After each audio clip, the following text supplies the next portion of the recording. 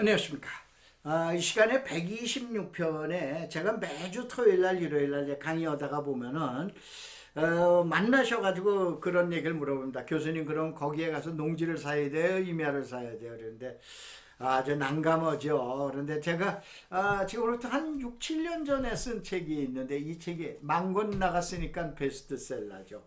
책 제목이 뭐냐, 토지 전문가가 될 건가, 땅꾼이 될 것인가 라고 그러는데, 저처럼 대학 교수가 되려면 이론 배우셔야 돼요. 그런데 복부인 복돌이, 소위 말해서 땅꾼이 되시려면 부동산 시장을 이해하셔야 돼요. 알겠어요? 다시 한번 이 시간에는 여러분한테 이론을 강의해 드리는 게 아니고 실물을 강의해 드리는데, 실물을 강의해 드리는 제가 이게 뭐냐면 거의 완벽하게 이해를 하기 때문에 가장 쉽게 풀어드릴 수 있는 거예요. 다만 여러분한테 양해 말씀드리는 건, 이 시간에는 이 유튜브에는 이제 간접 광고가 들어가 있죠. 자, 우선은 제일 먼저 여러분이 땅을 보실 때 농지를 사야 되냐 임야를 사야 되냐 고민하시지 마시고, 그 지역이 도시 지역이냐 비도시 지역인 농촌 지역이냐만 구분하셔야 돼요.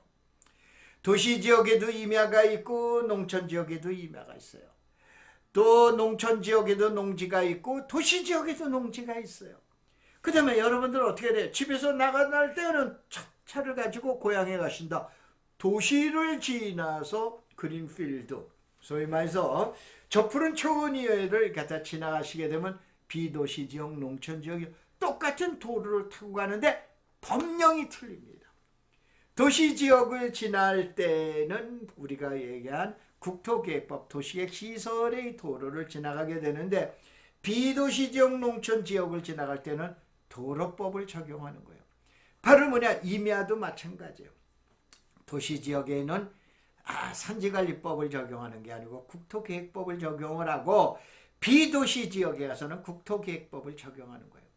야, 여러분들 많은 관심 갖고 있는 농지, 도시에 있는 농지는 농지법 적용이 아닙니다. 절대 아닙니다. 무슨 법? 국토계획법이에요.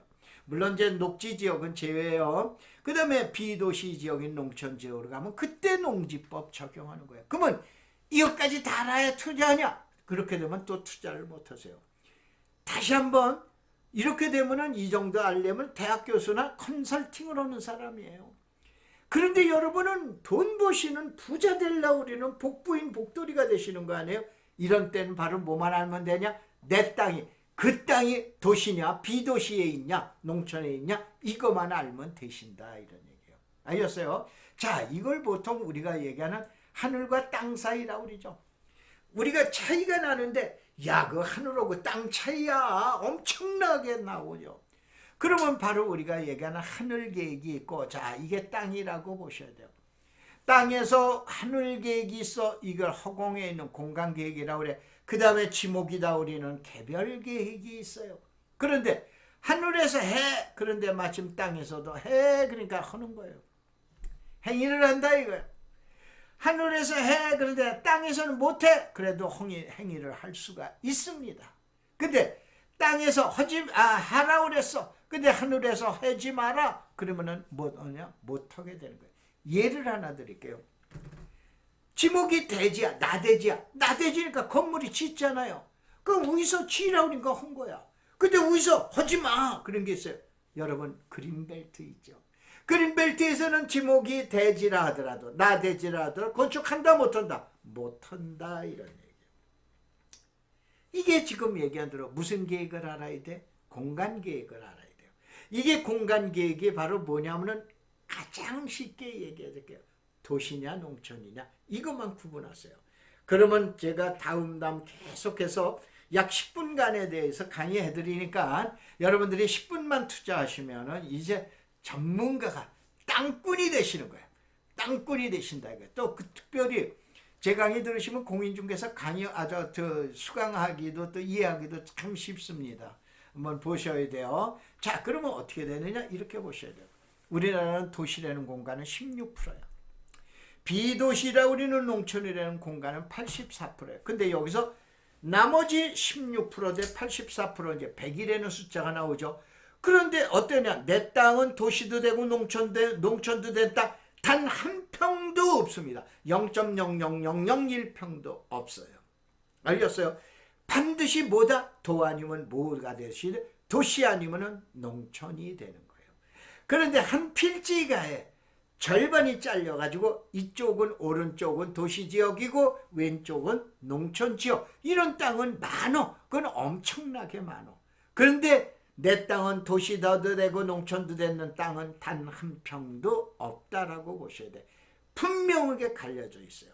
그러면 도시라는 건 뭐야? 사람이죠. 농촌인 건 뭐야? 자연이잖아요. 도시는 그 사람이니까 뭐냐? 개발 위주인 거야. 개발 위주다 보니까 계획이 있어야 돼. 그게 뭐냐? 도시계획이라고 그러는 거예요. 그러면 간단한 거예요. 도시계획이 있는 지역이 도시계획. 도시계획이 있는 지역이 도시지역. 도시지역은 우리나라의 16%, 도시계획이 있는 대한민국의 땅은 16%구나. 84%는 개발 계획이 없구나 라고 생각하면 제일 정확한 거예요. 근데 여기서 유념하셔야 돼요. 비도시 농촌 지역은 자연이 사는 거 보존 위주예요. 보존 위주. 요거. 그 다음에 도시는 개발 위주라고 그러는 거예요. 그래서 요걸 이제 사례를 한번 들어보자 이거요. 자, 도시와 농, 이거 이제 김포예요. 하얀 백자를 써서 이걸 백도라고 그러는데 아무것도 없어. 이게 비도시 지역 농촌 지역이에요. 그 다음에 울긋불긋하죠? 이게 바로 뭐냐면은 도시 지역이 되는 거예요. 이게 개발 위주. 그 전 국토의 16%는 개발 계획이 있는 지역이야. 서울은 올 100% 뭐다? 도시 지역만 있어요. 비도시 지역 없습니다. 근데 나가면 인천으로 나가든가 고양시로 나가든가 김포로 나가거나 아니 주변 지역에 나가면 도시와 농촌이 함께 어우러져 있다라고 그런 걸 여러분이 유념하시면 돼요. 그런데 다만 단일에는 조건이 항상 나오게 되죠. 이런 색이에요. 하늘색이죠. 자, 대한민국의 도시계획 수립 지침에 봐보면 노란색 주거지역 많이 보셨잖아요. 빨강색은 뭐 상업지역, 보라색은 공업지역, 녹색은 녹지지역이나 공원. 그런데 개발 제한구역은 이같이 하늘색으로 칠해놓게 돼 있어요. 수립 지침에 그러니까 그린벨트 무조건 하늘색이에요. 하늘색이 칠해진 데는 개발하지 말아라. 아까 얘기한 다시 농촌지역은 보존 위주라고 그러지 개발이 노가 아닌 거예요. 경우에 따라서는 개발이 가능한 거예요. 그게 어디다? 농촌지역이다. 그러면 계획대로 개발해라. 그거 도시지역인 거예요. 개발하지 마라. 그게 뭐냐? 그린벨트라고 그러는 개발 제한 구역이에요. 그래서 이렇게 보셔야 돼요. 그린벨트 개발 제약은 원래 도시지역, 도시계획법에 있었어요. 이게 도시지역이야. 전 국토의 16%에 해당되는 거예요. 16% 안에 1.7%인가 8%입니다. 그래서 대충 제가 2%라고 그랬는데 이 그린벨트는 개발하지 말라고 하니까 개 같은 법령이 있어요. 개 같은 법령이 뭐다? 그 유명한 개특법. 개발 제한 구역의 지정 및 관리에 관한 특별조치법 개특법이 있는 거예요. 아셨죠? 개특법이 있는 거예요. 이 지역에서는 개발하지 말아요. 그게 나대지가 있어. 다른 지역으로 가면 개발이 가능해. 그런데 그린벨트는 개발하지 말니까 개발 못하는 거예요. 농촌 지역으로 가면 경우에 따라서는 보존 위주인데 다만 대지니까 개발해 라고 그러죠. 근데 그린벨트에 가서는 개발이 안 돼요. 그래서 이렇게 보셔야 돼요. 자, 마지막 정리를 하나 해드릴게요. 요거는 반드시 무조건 알고 계셔야라고 그랬죠. 2%는 개발하지 말라 우리는 개특법, 개같은 법령, 개특법이 적용되는 지역이고 98%는 뭐냐? 국토계획법이 적용되는 거예요. 국토계획법 중에서 뭐냐? 16%는 도시지역, 84%는 비도시지역인 농촌지역이다. 그래서 대부분 이렇게 보셔야 돼요. 내가 그린벨트를 갔다 개발하지 말아라네. 그럼 나머지 법령에 나머지 지역 98%에 들어가면은 도시지역인가 비도시지역인가 이것만 구분할 줄 알면 되세요.